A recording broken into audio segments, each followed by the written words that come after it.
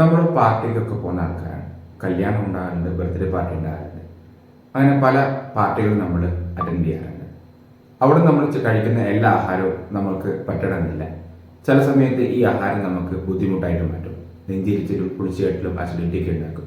അത് കുറക്കാൻ വേണ്ടി നമ്മൾ ആദ്യം തന്നെ നമ്മുടെ മനസ്സിലേക്ക് ഓടിയെത്തുന്ന മരുന്നെന്ന് പറയുന്നത് ഒന്നുകിൽ ആൻറ്റാസിഡുകളായിരിക്കും. ആൻറ്റാസിഡുകൾ നമുക്ക് കടയിൽ നിന്ന് വാങ്ങിക്കാൻ ഈസി ആയിട്ട് കിട്ടും. അത് നമ്മൾ വാങ്ങിച്ച് കഴിക്കുകയും ചെയ്യും.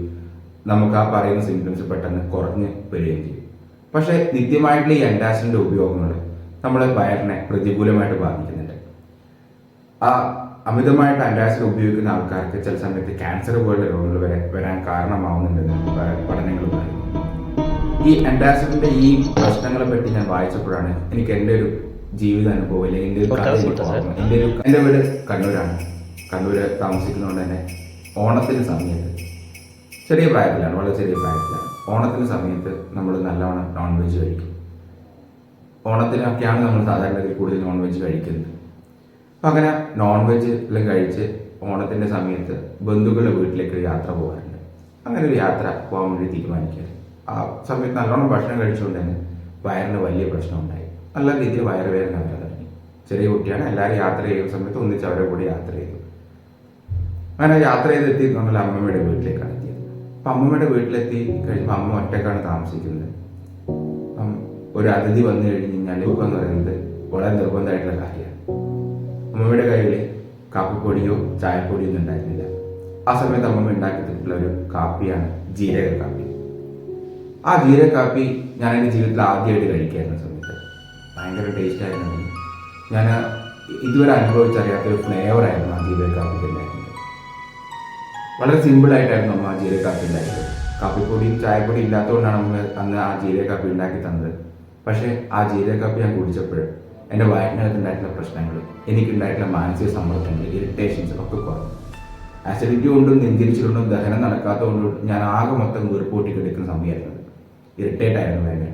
പക്ഷേ ആ ജീരക കാപ്പി കുടിച്ച് ഏകദേശം ഒരു 5 വീഡിയോ കഴിഞ്ഞപ്പോഴേക്ക് എൻ്റെ ദഹനത്തിനുണ്ടായിട്ടുള്ള പ്രശ്നങ്ങൾ കുറഞ്ഞു വന്നു. വളരെ സിമ്പിളായിട്ടാണ് നമ്മൾ ജീരക കാപ്പി ഉണ്ടായിട്ടുള്ളത്. ഒരു കഷ്ണം ശർക്കര അല്ലെങ്കിൽ വെള്ളം എന്ന് കണ്ടുപിടിച്ചാൽ അതും കുറച്ച് ജീരകം ഇട്ട് തിളപ്പിച്ചിട്ടുള്ള വെള്ളമായിരുന്നു ജീരക കാപ്പി. ഇത്തരത്തിലുള്ള പ്രശ്നങ്ങൾക്ക്, ഇത്തരം ചെറിയ ചെറിയ പ്രശ്നങ്ങൾക്ക്, ആസിഡിറ്റി പോലത്തെ അല്ലെങ്കിൽ ദഹനം നടക്കാത്തതിൻ്റെ സംബന്ധപ്പെട്ടിട്ടുള്ള ബുദ്ധിമുട്ടുള്ള സമയത്ത് നമ്മൾ ആൻറ്റാസിഡോ ഒക്കെ ഉപയോഗിക്കുന്നതിന് പകരം നമ്മളെ വീട്ടിനകത്ത് തന്നെ കിട്ടുന്ന ഇത്തരത്തിലുള്ള ജീരകമോ അല്ലെങ്കിൽ ജീരക കാപ്പിയോ കുടിച്ചാൽ മതി. പക്ഷെ നമ്മളതൊക്കെ മറന്നു പോയിട്ടുള്ളത്. നമുക്കതിനെപ്പറ്റിയൊന്നും ഓർമ്മയില്ല. നമുക്ക് പരസ്യത്തിൻ്റെ മുമ്പിൽ നമ്മൾ അടിമപ്പെട്ടു പോയിരിക്കുകയാണ്.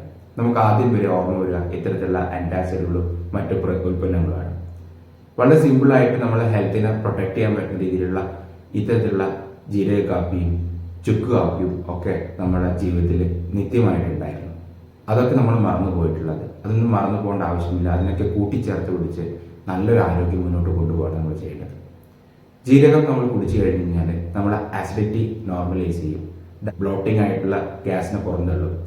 വയറിനകത്ത് ദഹന പ്രവർത്തനം കൃത്യമാക്കി നിയന്ത്രിക്കും. ഒരു ആൻറ്റി ഇൻഫ്ലമേറ്ററി ആക്ഷൻ കൂടി ഈ ജീരകത്തിനുണ്ട്. അതുകൊണ്ട് തന്നെ വയറിനകത്ത് ഉണ്ടാകുന്ന ഇറിറ്റേഷൻസും ഇൻഫ്ലമേഷനും ഒക്കെ കുറക്കാൻ ഹെൽപ്പ് ചെയ്യും.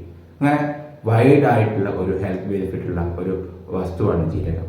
ഇപ്പോൾ ജീരക കാപ്പി നമുക്ക് ഡൈജഷനായിട്ടുള്ള പ്രശ്നങ്ങൾ വരുമ്പോൾ, ഡൈജസ്റ്റീവ് സംബന്ധമായിട്ടുള്ള ബുദ്ധിമുട്ട് വരുമ്പോൾ നമുക്ക് ഇത്തരത്തിലുള്ള ജീരക കാപ്പിയോ ജീരക വെള്ളമോ ഒക്കെ കുടിച്ച് തന്നെ നമുക്ക് നമ്മുടെ ആസിഡിറ്റിയും നമ്മുടെ വയറ് സംബന്ധം